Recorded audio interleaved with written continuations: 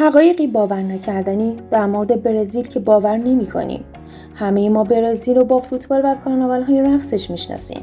اما تو این ویدیو حقایقی عجیب و جالب در مورد برزیل رو بررسی می‌کنیم که از دیدن اونا قطعاً شوکه میشید. سرزمین زنان تنها. اگه مجرد هستید و قصد سفر به برزیل رو دارید، این مکان توی برزیل برای شما بهشته. شهر روا در جنوب شرقی برزیل، هیچ مردی تو اونجا وجود نداره و همه زنن.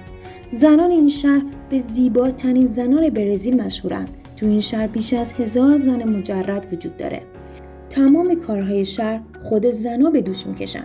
این وضعیت باعث شده بسیاری از زنان مجرد از مردان دعوت کنند که به این شهر بیان و اونجا زندگی کنند.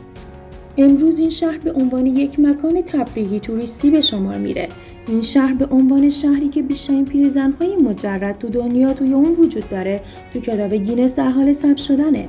سواحل برهنگی تو برزیل.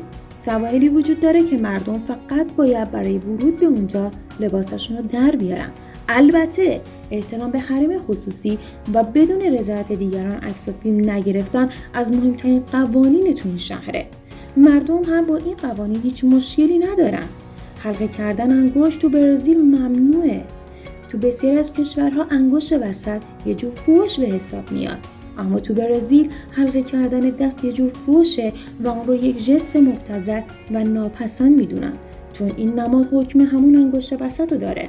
البته تو برخی کشورها هم طرفداران موسیقی رو که به عنوان تصاویر نمادین شیطان با کف دست استفاده میشه. اگه قصد سفر به برزیل دارید یادتون نره که این کارو نکنید.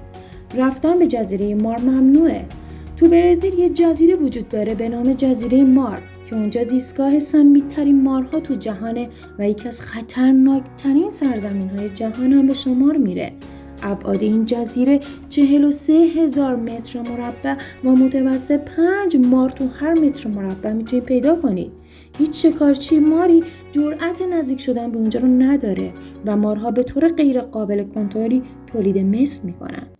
این جزیره از سال 1920 خالی از سکنه شده و دولت برزیل مردم رو از ورود به این جزیره منع کرده. تو برزیل استفاده از دست برای غذا خوردن ممنوعه. تو فرهنگ برزیل غذا رو باید با چنگال یا کارد بخورید. حتی اونا پیتزا رو هم با چنگال میخورن. حتی اگه بخواید ساندویچ هم بخورید باید حتما از دستمال کاغذی استفاده کنید. پول نقد ممنوع. شاید باور نکنید اما برزیلی‌ها به هیچ وجه از پول نقد یا زیورالات استفاده نمی‌کنن. اونم به این دلیل که نرخ جرم و جنایت تو برزیل بسیار زیاده و هیچ کس حتی گردشگران جرئت نمی‌کنن حتی گوشیشون رو از جیبشون در بیارن.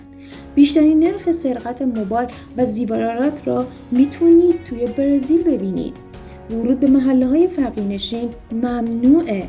تمام محله‌های فقیرنشین تو برزیل توسط باندهای جنایتکار و غیر قانونی کنترل میشن. هر روز گردشگران مردم عادی تعداد بیشماری ویدیو از گروگانگیری اقوام و دوستانشون تو این محله‌ها منتشر میکنن که در نهایت هم به تصاویری خشن و خونین ختم میشه. حتی پلیس هم نمیتونه کاری کنه و مردم همیشه از بیکفایتی و فاسد بودن پلیس شکایت میکنن. این اتفاقات تو برزیل رایجه و یکی از ناامن‌ترین کشورها به شمار میره. کارناوال‌های رقص اکثر افراد برزیل رو با فوتبال رقص میشناسن. برزیلیا برای رقصیدن با موسیقی متولد شدن. تمام گردشگرهایی که به این کشور سفر کردن این موضوع رو قبول دارن. موسیقی تو برزیل بسیار متنوع و رنگارنگه. یکی از معروف‌ترین رقص‌ها سامبا که تو جشنواره‌ها و کارناوال‌ها میشه دید و یکی از معروف‌ترین نمادهای بین‌المللی تو برزیل در سطح جهانه. علاوه بر این نوعی رقص هم وجود داره که هنرهای رزمی و موسیقی رو با رقص‌ها ترکیب می‌کنن. در کل کاروان‌ها و رقص مردم محلی یکی از فعالیت‌های ضروری تو زندگی روزمره است که بیانگر شادی، هیجان و دوستی این کاروان‌های رقص رو هر روز تو سطح شهر میتونید ببینید.